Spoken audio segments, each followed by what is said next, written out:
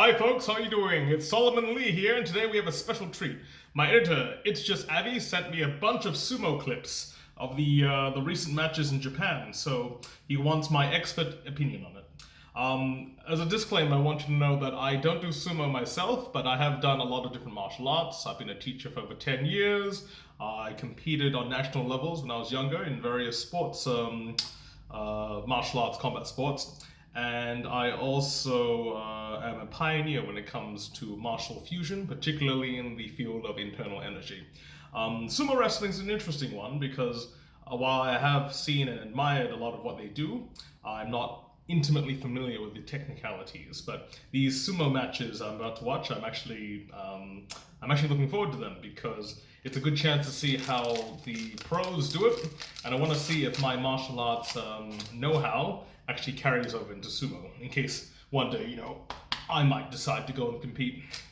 To prepare for that, I'm going to be bulking up throughout all these videos. Without further ado, let's get started, shall we? Now, this is the first match, and it's against Take Keisho versus Ura. I think that's their names, yeah. I'm glad for the English. Speaking Japanese is fine, but my reading not so good. Hyogo versus Osaka. I personally am going to be rooting for Osaka, simply because I wrote a book on the area, the Kansai area. Alright, without further ado, let's get started, shall we? So they're squaring off, which is great. Nice low squat. Now, in all sumo matches, I think the MVPs are always the referees. Look at that getup, honestly. Is there anything more fleek than that? They come through with a charge. Ooh, very heavy. I'm not sure what type of striking is allowed in sumo. I think those slaps just meant to be pushes. Very aggressive types of pushes. Nice sort of bottom hold there. People misunderstand. They don't understand how difficult it is to move when you're that heavy. Oh, okay. So he pushed them out. He also fell down too. So that went to Takeisho, I think. Congratulations. A lot of muscle mass for these two here. We have the replay of that. Now, in matches of grappling, center of gravity is key.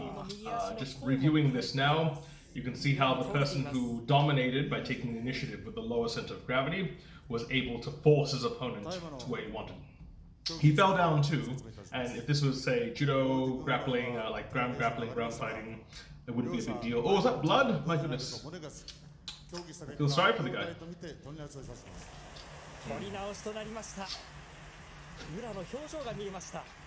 Korinaoshi. Let's go.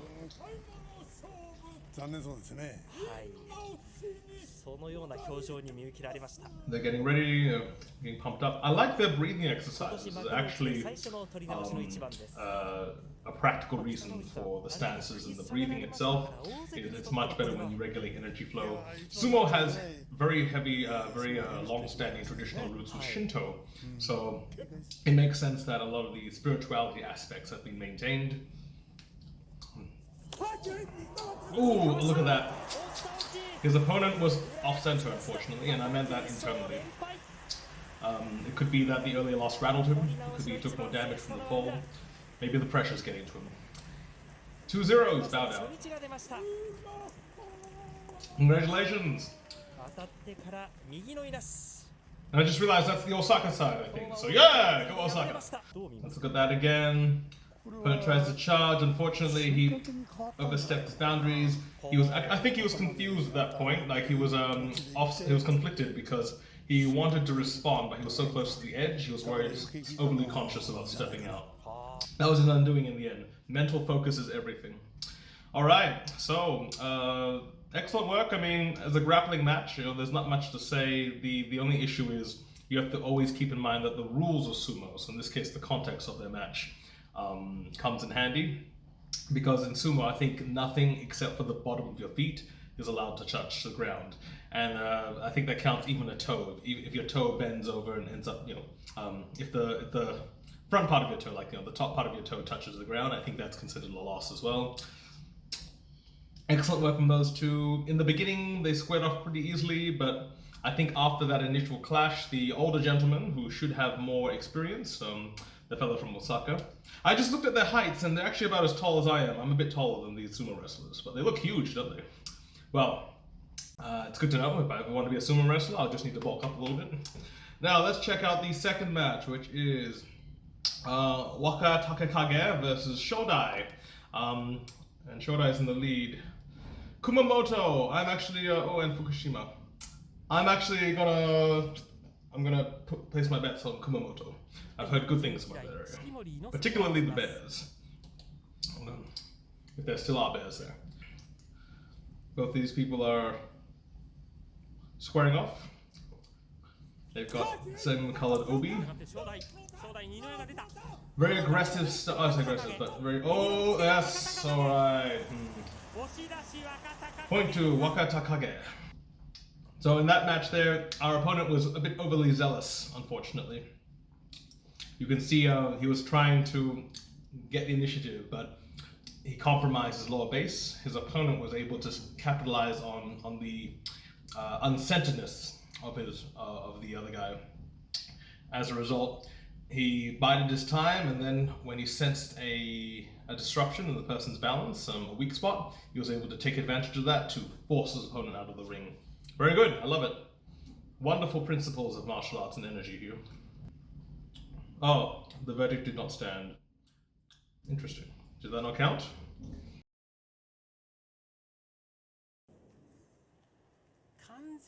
I helped myself to an average size packet of crisps because watching all these sumos has made me less self-conscious about my own eating habits. So let's have a look at match number 3, which is against Hoshoryu versus Abi.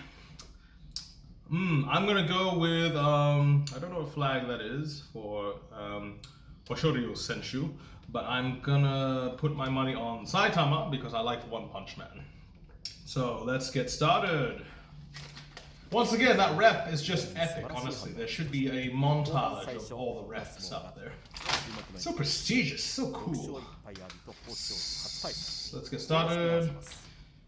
Nice low stance. Saitama was very calm. Oh, but unfortunately his opponent took the initiative quickly. So this is a replay. Let's look at the replay. Oh, no. Unfortunate. Yeah, okay, so see what happened there? The opponent, once again, fell victim to, I think, a recurring trait when it comes to these sumo wrestling matches, and it's how you position your center of gravity. Now, oh, and holding the belt too, that's quite interesting. Essentially, the opponent got a very good grip around the waist, the obi, the belt, and because his center of gravity was lower, as well as with his fast momentum, he was able to push his opponent out relatively quickly and easily. So good job. He was 22 as well, I think. So yeah, he's 22 years old, very tall at 187 centimeters. Good job. Nice work. Could you have done anything differently there? It happened so quickly. It's really... Sometimes that's just how it goes. Okay, we're in video number 4. I'm still enjoying my bag of crisps. And I'm really pumped up now. All this, these sumo matches, and especially these referees, my goodness, really getting me pumped up for Japanese sumo season. Clicking play, let's have a look at Ishiura versus Kotono Waka. The ref being epic. Our fellow from Chiba is squatted deep and low, but he looks like he's ready to spring. His other opponent seems a bit more lighted. Like, oh yes, Chiba man is definitely, I think, the steadier. But, oh, he's got the lower center of gravity there. Okay, so he's trying to pull him up. I like that. I would do that too. I mean, I do that. But, oh, this is quite an even match. Now, people don't realize that when you're in that position, your bodies and your tendons are all heaving, trying to. Oh! Unfortunate. I think positioning was to blame for that loss there. The other man, I think, actually had an advantage when it came to like stats, but just the positioning was bad there. Field power bonus disadvantage. Like, just look at how spread out he is. Oh no, unfortunate. Basic wrestling moves, stability, balance is everything, and sumo is at the heart of it. It's wrestling. So I can see what I was trying to do. He was trying to use his upper body weight as leverage, but the moment he lost the upper body hold, so the pseudo lock, unfortunately, he gave way to gravity. His opponent knew what to do. Decided that instead of fighting him, he would not fight him and let him fight himself. So we should really give that one to gravity, but I liked it. What could you have done differently in that situation? I personally think that when it came to overextending yourself, it's not really recommended in battles of stability. At the same time, if you don't overextend yourself, you can't take the initiative to go on the offensive. It was a gamble. It didn't pay off in this case, but I suppose his opponent being 32, so my age, basically his opponent being older, more experienced, took advantage of that. Good on him. I like that. Personally, I also favor opponents with a lot more burst and spring, so good job, Ishira Senshu. Alright, so this is the last match, and I'm a little disappointed that there aren't any more, because I'm actually really getting into the sumo wrestling. So in the spirit of things, for the final match, I'm going to be enjoying a nice cup of tea. This cup was also from Japan, from a daiso, which is probably one of the best things to come out of Japan after anime.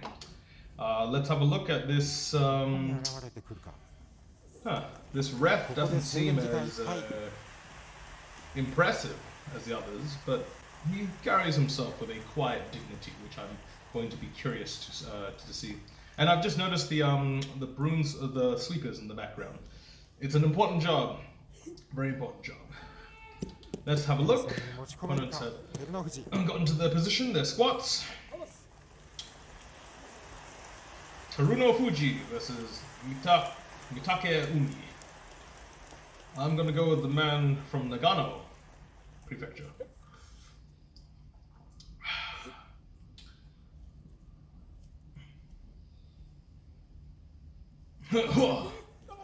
Okay, good initial offensive. Oh yes! Look at that! Oh! Now I'm gonna replay that one because it seemed pretty even at first, but let's have a look at the highlights and we'll see what happened there. Have a look here. It's a replay from a different angle. The opponent tried to come in strong. Ah, excellent. Now, it's very subtle, but you see how the winner was actually subtly using the opponent's momentum against them by capitalizing. Basically, it's a move that's very similar to how the waves, the tide comes in and out, so it's about being able to absorb energy and then reflect energy. And by doing that, he actually allowed the opponent to sort of overextend. Once again, center of gravity is a heavily underrated aspect when it comes to these matches. Look how, like, in virtually all the cases you've seen of the opponents who have lost, it was in some way or another due to center of gravity or loss of stability, which sounds redundant because this is sumo wrestling, but I think people don't understand just how important those factors are, especially when it comes to any form of grappling. Alright, yes, that's what happened. Basically, the opponent was able to absorb the initial momentum, the initial attack, reflect it using a lower center of gravity, carried that momentum through, and just effortlessly pushed the opponent out of the ring.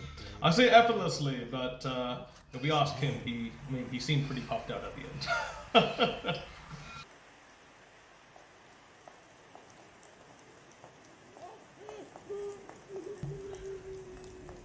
His opponent, the ref, is presenting him with something.